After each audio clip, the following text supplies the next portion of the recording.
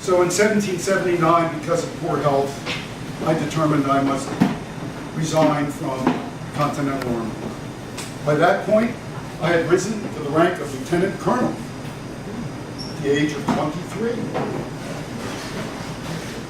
Although not any longer in the Continental Army, I continued on an as-requested basis from General Washington to do what you might now call intelligence work.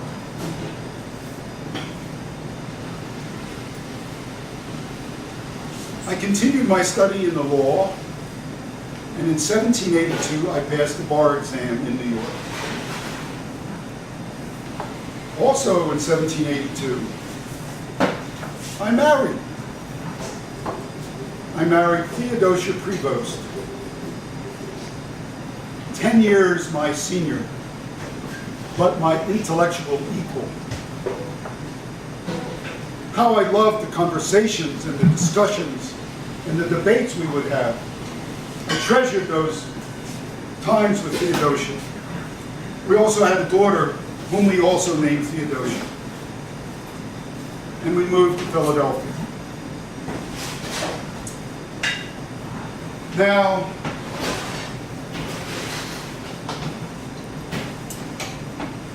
while in Philadelphia, it was said that I fathered 2 illegitimate children via a freed slave servant, Mary Emmons, working in our household.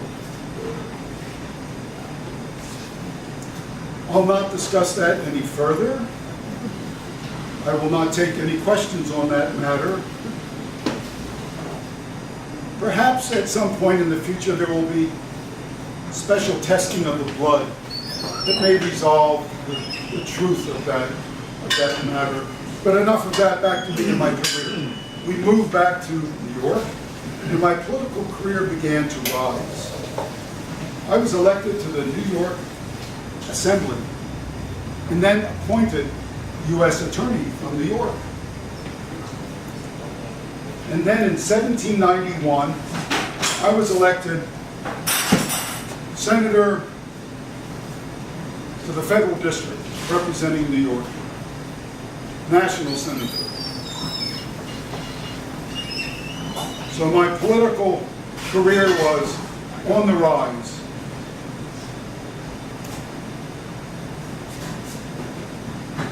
But then tragedy struck.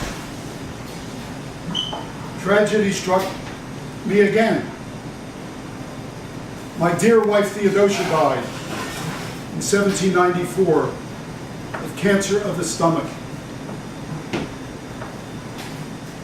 I was devastated. I threw myself into my work and rearing my daughter.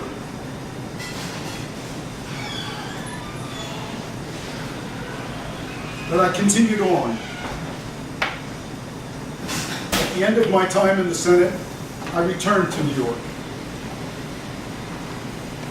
Now, there was a problem in New York at that time. Let me tell you what that problem was.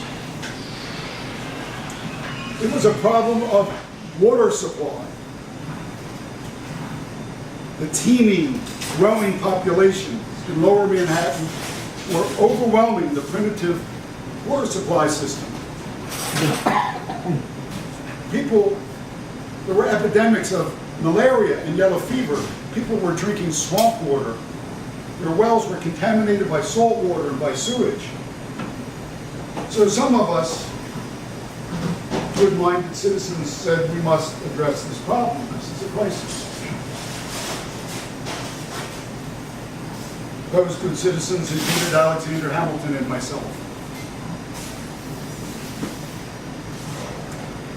We devised a system of bringing fresh water from the Bronx River about 15 miles down to southern Manhattan. Speaking of water, it makes me thirsty.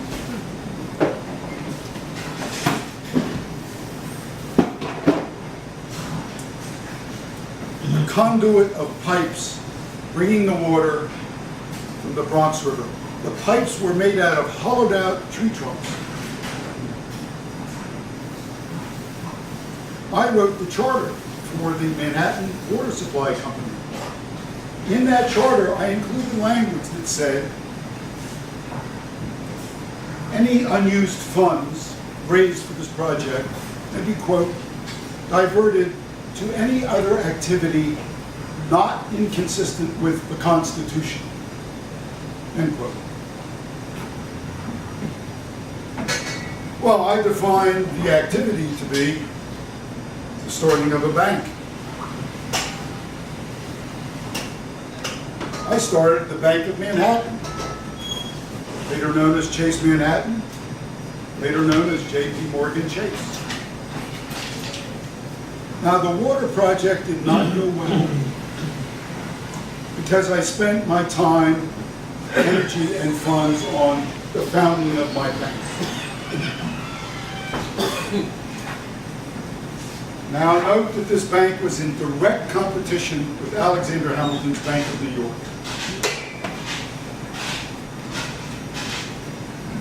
Things were never good between me and Alexander Hamilton from that time forward. So now we come to 1800, the turn of the century. What am I going to do to share my gifts, my experience, my intelligence, my speaking ability?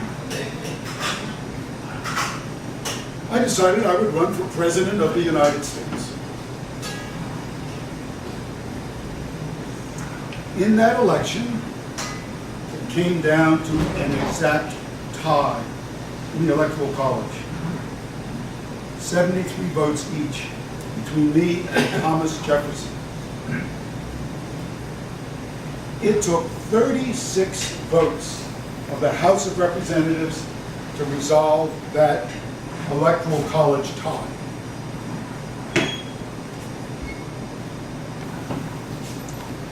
Can you imagine the backroom deals,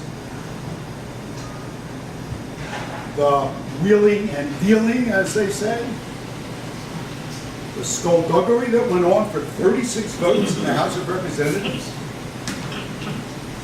But they finally resolved it in favor of Thomas Jefferson.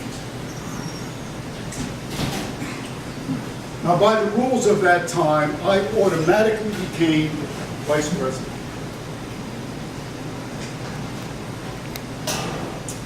But Jefferson never trusted me. He effectively kept me out of any of the corridors of power. And when I heard that he was not going to retain me on the ticket for the next campaign, I realized that my future did not lie in the federal district.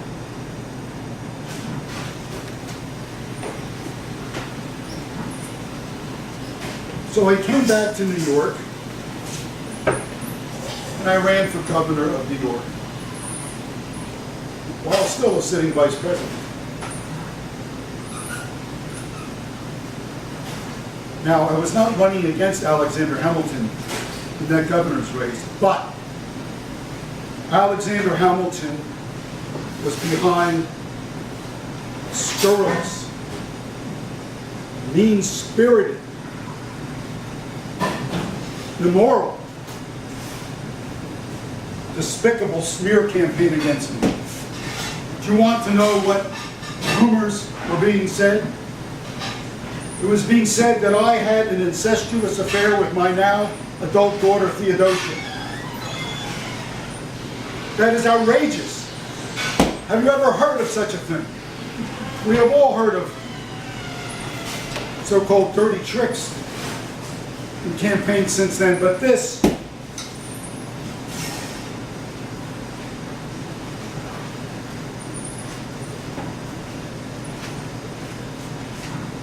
I lost that election. After that election,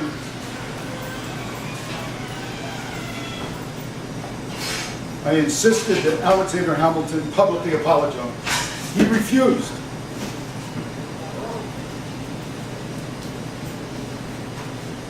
Alexander Hamilton was my nemesis. Do you know what I mean by that? What do I mean by that? Sworn enemy. Yes, sir. Sworn enemy, arch enemy.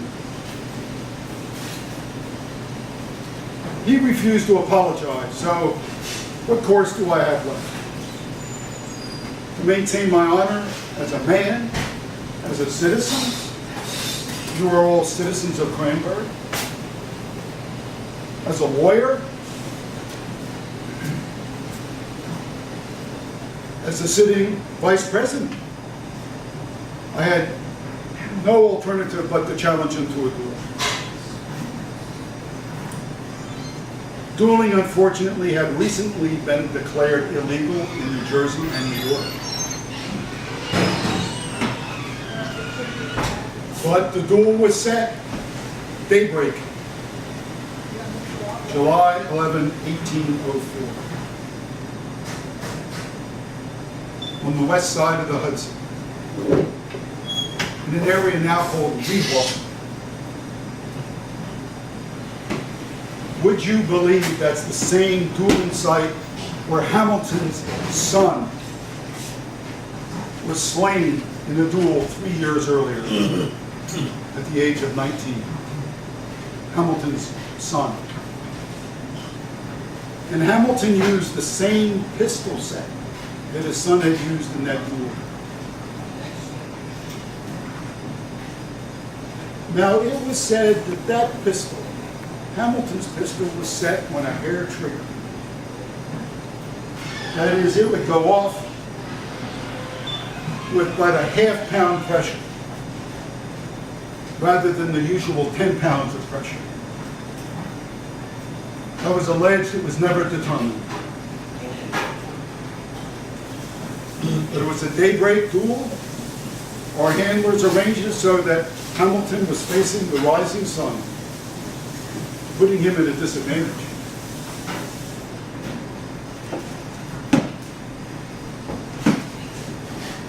Three, 4, 5, 6, 7, 8, 9, 10.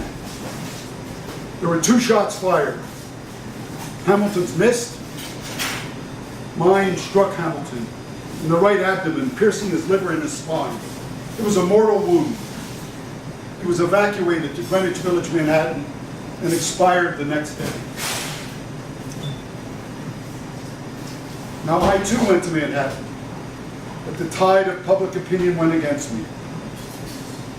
I was indicted for mortal dueling, a sitting vice president.